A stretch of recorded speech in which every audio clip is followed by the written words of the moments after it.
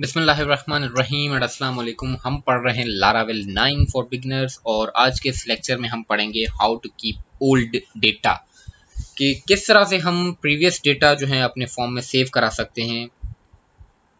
जैसे कि सपोज हम न्यू पोस्ट के अंदर आते हैं और मैंने जस्ट यहाँ पे कुछ इस तरह से एंड कुछ इस तरह से लिख दिया। क्रिएट पे जब मैंने क्लिक किया तो मेरे पास एरर्स तो यहाँ पे डिस्प्ले हो जाते हैं, बट मेरे जो टेक्स्ट बॉक्सेस हैं वो फौरन ही एम्प्टी हो जाते हैं। ठीक है, क्योंकि पेज रिफ्रेश होता है हमारा, और पेज रिफ्रेश से जो टेक्स्ट बॉक्सेस में लिखा हुआ हमारा डेटा था वो गायब हो चुका है। तो इस चीज़ को हम कैसे सॉल्व करें, हम इसके बारे में पढ़ेंगे। सो हम आ जाते हैं यहाँ, और थोड़ा सा मैं अगेन जो है वो कल के लेक्चर को कंटिन्यू करूँगा। कल मैंने लेक्चर की एंड में कहा था कि फॉर्म रिक्वेस्ट जो होते हैं वो अलग से भी हम मैनेज कर सकते हैं एक आर्टिसन की मदद से, तो उसको भी हम एक बार कवर कर लेते हैं इसको। उससे ये होगा कि ये कोड हमारा और ज़्यादा छोटा हो जाएगा। ठीक है, बहुत ही आसान तरीका है। PHP artisan make request request and मैं किस नाम से बनाऊं, मैं बना रहा हूं पोस्ट स्टोर रिक्वेस्ट के नाम से। ठीक है, इंटर करते ही मेरा एक रिक्वेस्ट का अलग से यहाँ पे क्रिएट हो जाएगा, एक क्लास क्रिएट हो जाएगी।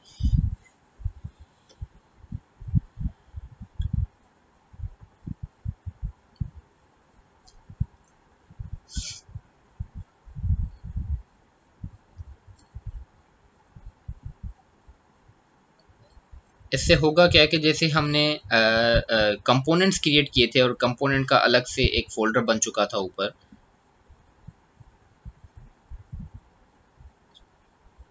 तो ये आ गया हमारे पास। ठीक है, कंट्रोलर्स के अंदर ही हमारे पास ये रिक्वेस्ट नाम से एक जो है फोल्डर बन चुका है। पोस्ट स्टोर रिक्वेस्ट .php नाम की फाइल हमारे पास आ चुकी है। ठीक है, इसमें हमने करना क्या है, हमने सिंपली इसके अंदर जो पहले तो हमें ऑथोराइज जो है उसको ट्रू कर देना है, फॉल्स को ख़त्म करके। एंड जो नीचे रूल्स हैं वो रूल्स हमने मेंशन करने। तो रूल्स हमने कौन से यहाँ पे रखने हैं, जो हमने अपने पोस्ट कंट्रोलर में मेंशन किए थे ये। ठीक है, ये कॉपी करके मैं क्या कर लेता हूँ, एज इट इज़ यहाँ मैंने पेस्ट कर दी। ठीक है, एंड सपोज के टाइटल में से मैं मैक्सिमम हटा देता हूँ, ओनली मिनिमम 3 या इसको 3 रहने दें। ठीक है, एंड जो मिनिमम इसको मैं 5 कर देता हूँ। ठीक है, एंड मैक्सिमम 100। ठीक है, ये रूल्स मैंने यहाँ पे मेंशन कर दिए। ठीक है, अब कंट्रोलर में जाकर क्या करना है, कंट्रोलर के अंदर सिंपली ये चीज़ करनी है कि ये मैं हटा देता हूँ। ठीक है, अब इसका मुझे कोई यानी कि ज़रूरत नहीं है। देखिए अब इससे कोड और ज़्यादा छोटा हो गया, सिर्फ 2 लाइन्स का कोड है मेरे पास कंट्रोलर के अंदर रिकॉर्ड इंसर्ट करने के लिए। अब क्रिएट के अंदर ये वेरिएबल अब मुझे नीड तो है नहीं, क्योंकि वो ख़त्म कर दिया मैंने। अब क्योंकि मैं रिक्वेस्ट का जो है वो अलग से अपनी मैंने क्लास बना दी। अब देखें ये फॉर्म जो रिक्वेस्ट है ये ऊपर में फॉर्म रिक्वेस्ट को अलग से एक्सटेंड कर रहा है, और ये मेरा यानी कि क्लास है जो अभी मैंने क्रिएट किया है। तो अब यहाँ पे ये जो रिक्वेस्ट था ना, इसको हटा के अब मैं ये अपना पोस्ट स्टोर रिक्वेस्ट लिख दूंगा सिंपली। ठीक है, वैसे जो है वो डेटा हमारा यहाँ रिक्वेस्ट में से आ रहा था HTTP। तो अब क्योंकि मैंने अपना रिक्वेस्ट बना दिया है तो अब मुझे सिंपली ये चीज़ यूज़ करनी है। और क्रिएट के अंदर अब मैंने क्या करना है, रिक्वेस्ट वेरिएबल की मदद से एक फंक्शन कॉल कर देना वैलिडेटेड। ओके, बस ये वैलिडेटेड फंक्शन हमारे पोस्ट स्टोर रिक्वेस्ट की क्लास के अंदर जाके ये रूल्स ऑटोमेटिकली इसके ऊपर सेट कर देगा। एंड क्रिएट फंक्शन जो है वो हमारे रिकॉर्ड जो टेक्स्ट बॉक्सेस में से रिसीव हो रहे हैं उनको इंसर्ट भी कर देगा, और सक्सेसफुली हमारा रिकॉर्ड जो है वो काम करेगा। मैं सपोज के एक में आपको इंसर्ट करके दिखाता हूँ, new with request and hello request. Okay, create पे क्लिक करते ही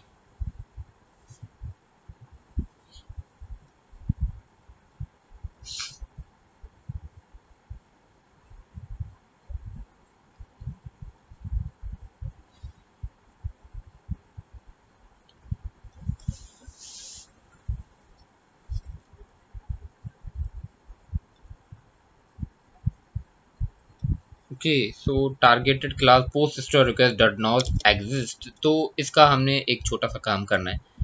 ऊपर देखें कि हमारे पास ये यूज हो रहा है, तो इसी तरह से हमने यूज कर लेना है किसको, पोस्ट रिक्वेस्ट को। ठीक है,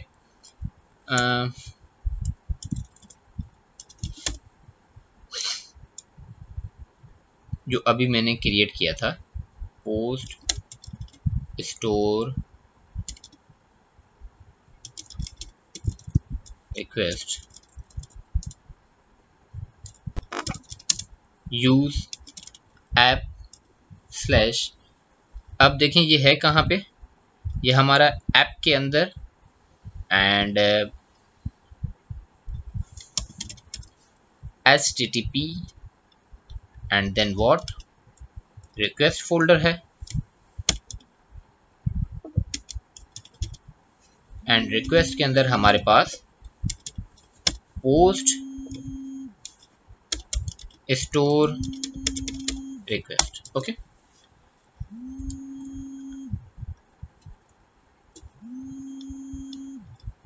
यही नाम है और ये नाम मैं यहाँ पे post store request simply apply करता हूँ। ओके, अब मैं एक बार रिफ्रेश कर लेता हूँ अपने पेज को।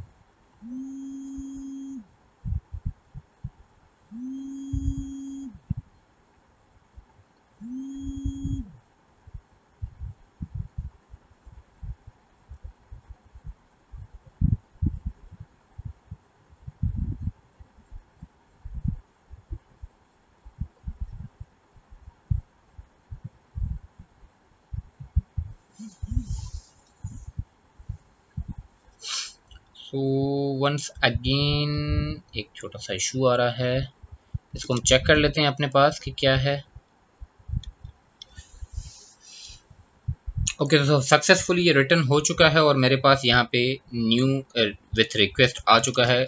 मिस्टेक क्या थी कि यहाँ पे मैंने एस देना था रिक्वेस्ट, क्योंकि हमारे फोल्डर नेम ये है, तो हमने विदाउट एस लिखा था। ये छोटी सी मिस्टेक की वजह से ये चीज़ हो गई। अब ये तो हो गया, ठीक है। अब जो मेन टॉपिक था आज के लेक्चर का कि हमने ओल्ड डेटा जो है वो कीप करना है, तो उसका तरीकाकार क्या है। हम आ जाते हैं, मैं एक्स्ट्रा फाइल्स जो है वे फिलहाल बंद कर देता हूँ। Index, post request, post model, ये हमारा क्रिएट का फॉर्म था मेन, और हम चाह रहे हैं कि जब एरर जनरेट हो वैलिडेशन का, तो तब भी हमारे टेक्स्ट बॉक्सेस में जो रिकॉर्ड है वो यहाँ पे लिखा हुआ ही हो, वो गायब ना हो जाए। तो उसका सिंपली तरीकाकार क्या है कि हम क्या करेंगे, यहाँ पे आ जाएंगे इनपुट टाइप टेक्स्ट में, यहाँ सिंपली वैल्यू लिख के टेक्स्ट बॉक्सेस को हम वैल्यूज देंगे, एंड फंक्शन है लाराविल का with the name of old only. ठीक है, और इसके अंदर आपने अपने टेक्स्ट बॉक्स का नाम दे देना है सिंपली। ठीक है, इससे क्या होगा कि ऑटोमेटिकली जब आपका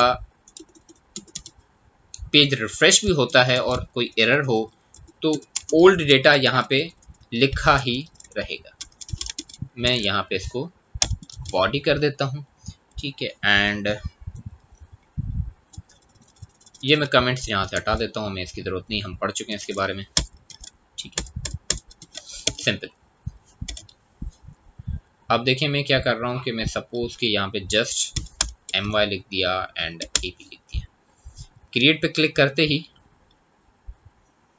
देखिए मेरे पास एरर भी जनरेट हो गया और टेक्स्ट बॉक्सेस में वो टेक्स्ट लिखा हुआ है जो कि गायब नहीं हो गया। तो इससे मुझे ये पता चलेगा कि मैंने लास्ट टेक्स्ट बॉक्स में लिखा क्या था, जिस वजह से मेरे पास एरर जनरेट हुआ है, तो ये वहीं पे मौजूद रहेगा। ठीक है, इंशाल्लाह मिलते हैं नेक्स्ट लेक्चर के अंदर, तब तक के लिए अल्लाह हाफिज़।